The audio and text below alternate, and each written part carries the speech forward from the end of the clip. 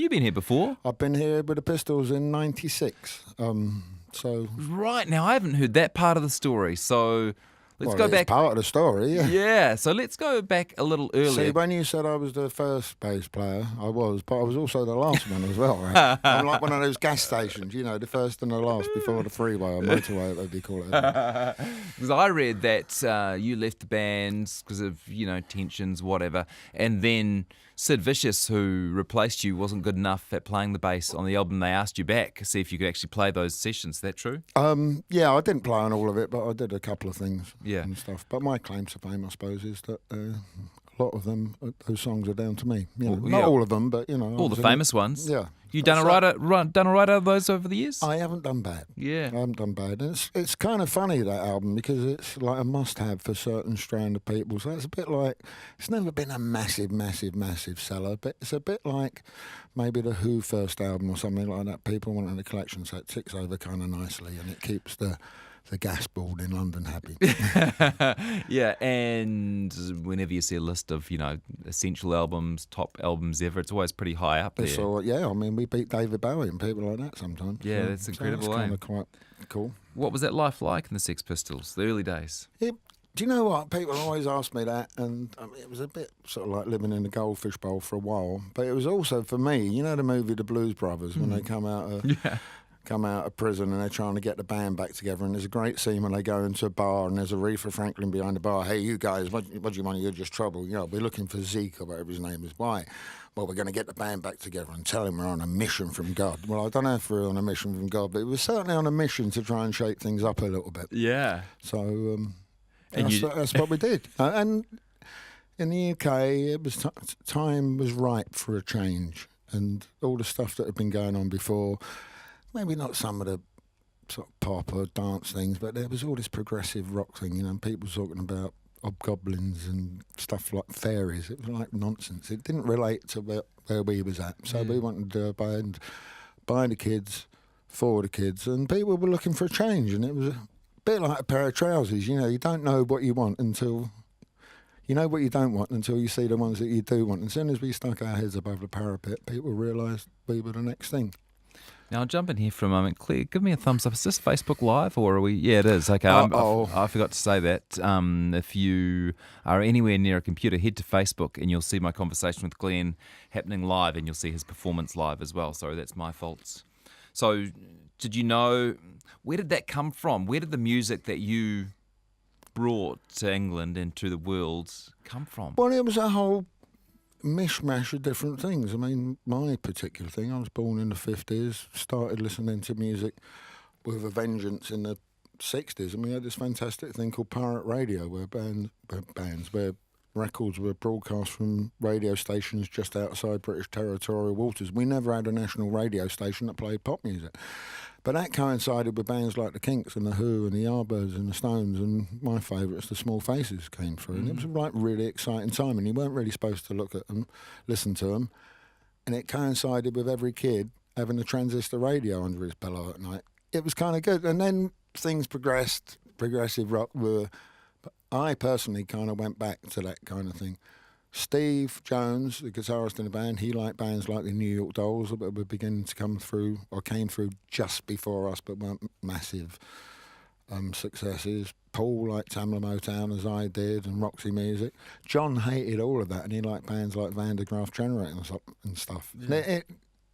Out of us being all lumped together somehow, or finding each other through Malcolm McLaren's shop, it sort of made a rich broth of stuff. And the music is famous, but the bad behaviour is famous as well. Were you into that at the time? Oh, I had my moments, thank you very much. I wasn't the hilarious one in the band, but I certainly weren't a shrinking violet either. Yeah, okay. Do you remember when you first heard the word punk? Yeah, and it was a surprise to us. I mean, we'd heard the word punk mainly through...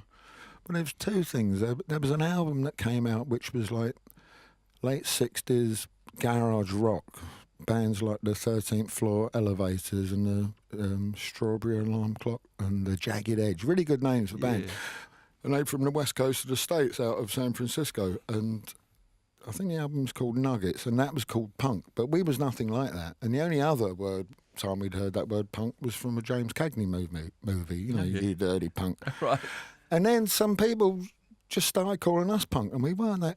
If you look up punk in the dictionary, it's not a particularly cool thing to be called, right? And I think it's something to do with prison terminology, and we'll leave it at that. Right. So okay. me and John were not happy about it, but it stuck. Yeah. And there you go. And but we never really thought of ourselves as a punk band. We thought of ourselves as the Sex Pistols, and punk was the bands that came in our wake. Uh-huh. That's interesting. And what about you after the Sex Pistols? You were Midure for a while? Yeah, I had a band. I formed a band called the Rich Kids of Midure. I got Midure out of a teeny bop band called Slick, but I always liked his voice. The guitarist called Steve New, who'd actually come down for auditions for the Sex Pistols. At one stage, we was thinking of having an extra guitarist, and he came down when he was 15 with his arts teacher who he was dating, which was kind of interesting. So anyway, I looked him up again and found him. And then a guy called Rusty Egan, who's a pretty good drummer. And Rusty and Midge then went on to sort of form the whole new romantic movement with Steve Strange in the UK, which kind of broke the band up, really. Yeah, because did you have that point again in your career where you wanted to tear things up again, where you were dissatisfied with what you heard on the radio and you wanted to, be part of a new movement? Yes, but you can have all plans for what you want to do, but it tends to come out the way it comes out, and it comes out the way it comes out with who you surround yourself with as people. So there's a certain amount of trust given to the people you assemble as a team, and hopefully the total is more than the sum of the parts. You worked with Iggy Pop for a while as well? And then after the Rich Kids, I toured with Iggy Pop and made an album with him. I'll be doing a song off of that I'm quite pleased. There's a song on the Soldier album called Ambition, and I wrote it. It was going to be a song for the Rich Kids' second album, which we never made. It's about the only time Iggy's ever done anybody else's lyrics. I'm quite chuffed about it. Yeah. You know? You still writing? I still write, yeah. I've got an album that's going to come out. It's in the can. And it's probably going to come out early in the new year now. And I've got a great team, and I've got Slim Jim Phantom from the Stray Cats plays drums, and El Slick from Bowie's band. It's good. It's got a bit of a departure. I don't even play bass on it. I've got mate plays bass on it. And I'm strumming away. So I'm kind of going for more of an acoustical kind of, it's a bit skiffly kind of thing. Mm-hmm. What are you playing on the tour? Well, I'm doing songs from every aspect of my career, and I don't always have a set list. I just kind of gauge the crowd and just go for it. And when I was in Australia, I've just come from there yesterday. I had a band, and that's kind of cool, but you have a certain amount of time for everybody to learn the songs, and they did really well. But when I'm by myself, I can just do a song at the drop of a hat, and I'm sure some people will be shouting out for things, and I can just do it. I don't have to worry about whether the band knows it or not. Unmissable. So that's Friday, this Friday, the Tuning Fork in Auckland. And then Saturday, Valhalla in Wellington. Not familiar with Valhalla? Get in touch, Valhalla. I'd like to find out more about your venue. Glen Matlock is in studio with me now, and he's going to perform something for us. What will you perform? I think what I'm going to do a song by the Rich Kids, and this was the first song I wrote after I fell out with the Sex Pistols. So if you listen to the words, you might see where I was coming from. It's a song called Burning Sound. You ready? Yeah.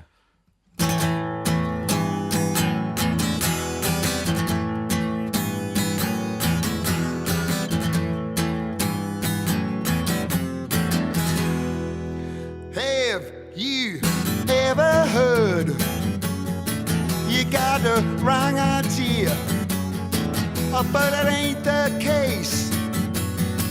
No fear, 'cause you know just what goes where. Lies otherwise, they're from fools clutching air. You see, there's always those who schneid, who go behind your back, your eyes. They think they know it all, but what you care? Well, nothing, 'cause all you want is burning sounds that come from the heart. A burning sound, yeah, right from the start I gave you. Well, that release, hey, what's all this? Jiffing me around the twist, jiffing that nonsense.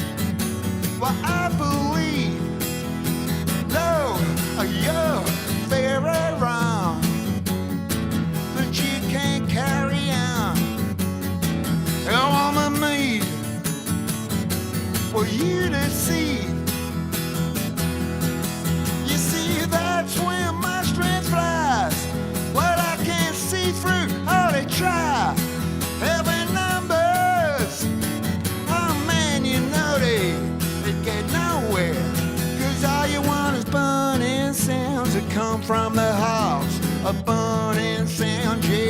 right from the start they gave you, well, some kind of release.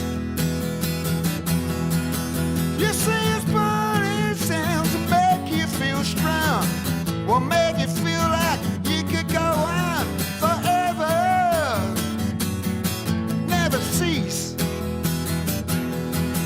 Well, no.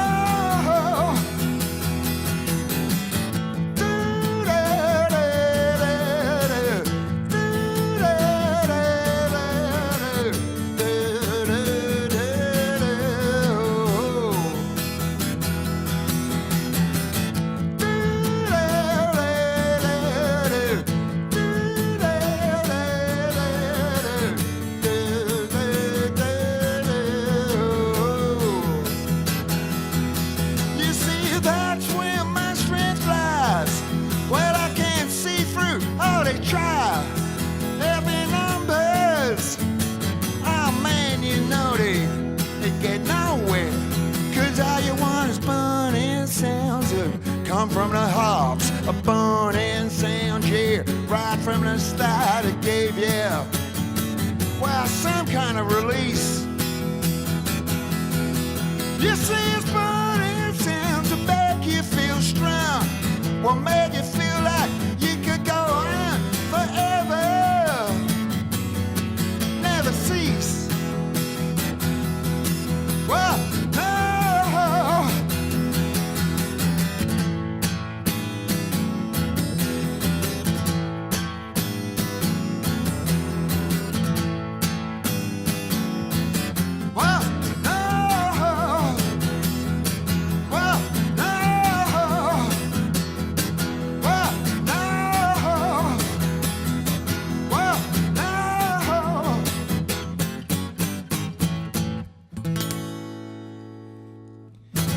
Yeah. And if you can see what I did then, I was accused of liking the Beatles too much, and I put the ending of Twist and Shout in there. But that's actually by the Isley Brothers. Good man.